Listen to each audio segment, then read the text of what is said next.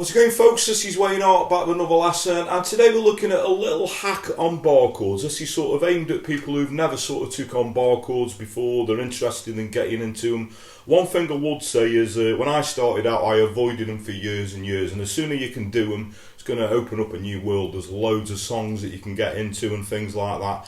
The trouble is with bar chords, there's a lot of strength building in the hand and everything, so today I'm just going to show you a few sort of exercises sort of aimed at people who are just getting into bar chords. So I hope you find this very useful, and without further ado, let's get to it. Okay, so some tips for the dreaded bar chord. Now the term bar comes from covering more than one string, obviously with one finger. Eventually, either all 6 strings or from the A string down to the top E string. Okay, now rather than jumping into the deep end, I always sort of break this down to my students because there's a lot of strength, involved in doing a bar chord. A lot of it is sort of with the thumb. I'm going to show you the position of the thumb behind the neck in a minute, and that is effectively is pressing against obviously the neck at the back.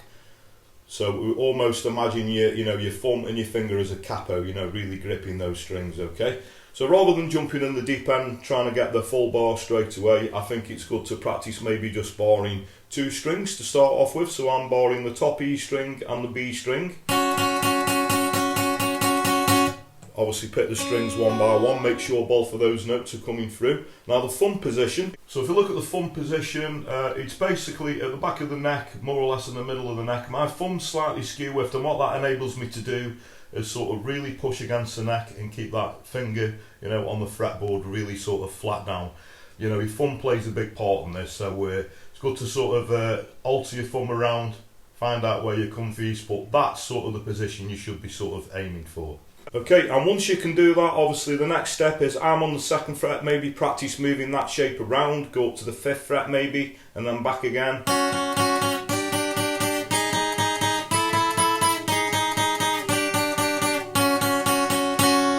Okay, and once you can do that, then try the same thing with 3 strings. Hold the 3 strings down, pick the notes, make sure all of those notes are coming through, do exactly the same thing.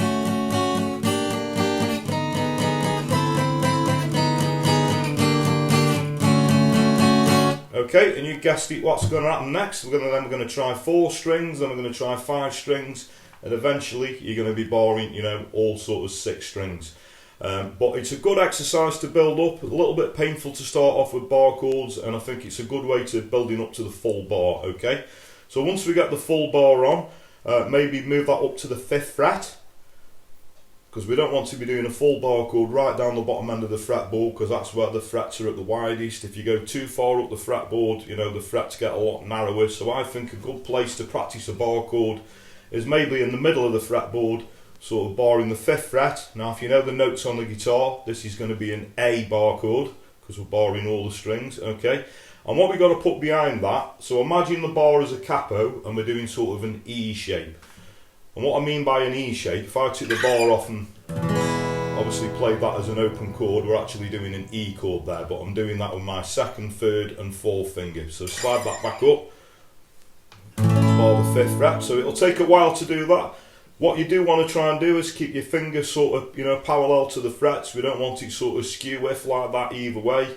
And if you find that the strings sort of go in the creases of the fingers, a good little tip for that is to very, very slightly tilt your finger over, and just practice getting that full bar in, okay? So like I say, once you can do that, then practice, putting that chord shape behind. So imagine we've got a capo on, like I say, we're doing an E shape. Pick all the strings one by one, make sure all those notes are cutting through. Might take a while to do that, it is quite painful to start off with, and then practice, maybe strumming it, basic strumming. Move that down a semitone, and then back again. Okay, and then once we can do that, what we're going to do then is take the 2nd finger off. What we're actually doing now is a minor bar chord. Okay, so imagine doing an E minor within that bar chord. Imagine that as a capo. Now it is slightly harder to do this one. As soon as we take that 2nd finger off, the pressure tends to come off the 1st finger. Okay, so a good tip for that to start off with, if you struggle doing that, maybe put the 2nd finger over the top of the bar, but eventually we want to obviously do it without. So once we can do that, again, pick all the strings one by one, give it a strum, and then maybe practice moving it down a semitone again, and then back again.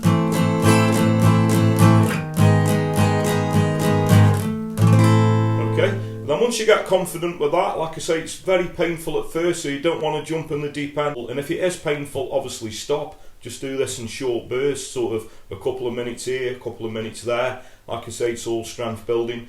And once you get a bit more confident with that, maybe, you know, practice moving it, you know, all the way around the fretboard. You know, both shapes, the major shape and the minor shape, okay?